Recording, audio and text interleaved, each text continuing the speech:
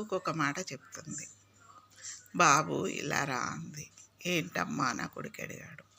నాన్న ఇవాళున్న మాట రేపు ఉంటుందో ఉండదో. ఎందుకమ్మా అలా అంటున్నావు నా కొడుకు తల్లిని అడుగుతాడు. తల్లిని అడుగుతా తల్లి ఏం చెప్తుంది, నాన్న ఇవాళున్న మనిషి రేపు ఉంటాడు. రేపు నువ్వు పిలిచినా నేను పలుకుతానో పలకనో. కాసేపు కూర్చొని మాట్లాడరాదు బిడ్డ. ఇవాళున్న మనిషిని రేపు ఉంటానో తెలియదు. అప్పుడు అమ్మాని పిలిస్తే నేను చూడరాను కదా. చూస్తానా బిడ్డ, చూడరాను. రేపు పంచపరమాన్నాలు పెట్టి నేను తింటానో తిననో తెలియదు. ఉన్నప్పుడు నువ్వు తినే అన్నంలో ఒక బుక్కడంతా నాకు అన్నం తినిపించరాదు బిడ్డ అనంది.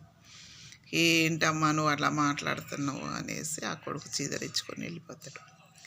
వెళ్ళిపోయిన తర్వాత తెల్లారి ఆ తల్లి స్వర్గలోకానికి వెళ్ళిపోయింది.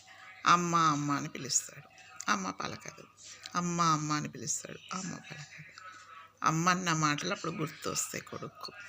ఇవాళున్న మనిషిని రేపు ఉంటూనే ఉండను బిడ్డ, కాసేపు కూర్చొని మాట్లాడరాదు అన్నాడు.